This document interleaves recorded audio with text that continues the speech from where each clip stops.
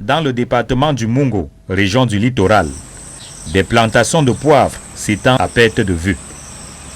Elles sont l'œuvre de certains jeunes qui disent avoir suivi le président de la République dans l'un de ses discours. Comme le président a aussi encouragé les jeunes d'investir dans l'agriculture, là, car l'agriculture au Cameroun, c'est très bien. C'est pour ça que je me suis jeté dans les poivres. Avec l'aide de mes parents, tout ça, ils ont prêté l'argent dans les réunions. Partout, ils m'ont soutenu par rapport à ça, parce qu'ils savaient qu'au plus tard, dans 5 ans, on devait balancer tout cet argent. Certains de ces jeunes, encore scolarisés, ont dû abandonner leurs études pour se lancer dans l'agriculture. Quand le président avait lancé le plan Triennal jeune, c'est même ça qui me pousse à quitter l'université, disant que bon, j'avais déjà la matière première qui était le terrain. Pourquoi ne pas donc venir exploiter, sachant que d'un moment à l'autre, nous allons avoir un petit quelque chose qui pourra nous pousser à arriver au bout de nos efforts. Ils ont contracté par eux-mêmes ou à travers leurs parents des prêts quand ils n'ont pas tout simplement hypothéqué certains de leurs biens. Tout l'argent que j'ai prêté dans la réunion, j'ai donné à lui, il a fait la poivre. Et la poivre est devenue moins chère. Tu vois la cuisine comme ça a tombé. Tu vois, la maison est coulée comme ça par derrière là-bas, même derrière là-bas. La maison est couvée. L'argent sont partis tout sur la poivre. Après plusieurs années de dur labeur, la récolte est là. Le poivre inonde le marché.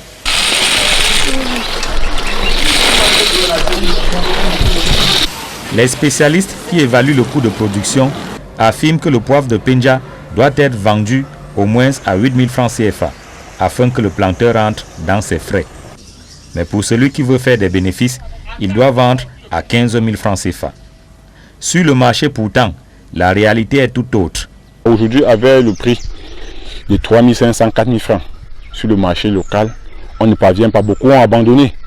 Et nous avons fait des prêts, d'autres ont même fui.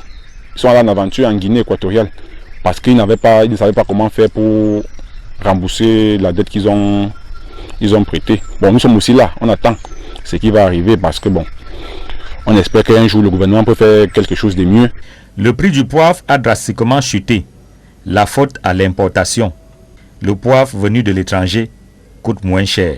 L'État doit empêcher de façon catégorique l'importation du poivre blanc parce que nous en produisons déjà. Et il serait déloyal de faire concurrence avec des producteurs locaux qui pratiquement œuvrent 6, 7, 8, voire 9 années de leur vie pour produire un poivre de qualité à un prix nettement moins compétitif que le poivre venu de Dubaï. Je pense qu'il est temps pour le gouvernement de faire quelque chose. Sur l'action attendue des pouvoirs publics, des opérateurs économiques citent une note du ministre des Finances qui impose une taxe à l'importation. Mais celle-ci n'est pas respectée. Les importateurs narguent même les producteurs locaux. Le ministre des Finances a signé une décision. Tout poivre importé doit payer 12 000 francs au kilo au niveau de la douane. Mais personne n'applique cette décision. Personne. Ces importateurs eux-mêmes, ils ne s'en cachent pas. Ils disent qu'ils ont des protections à Yaoundé.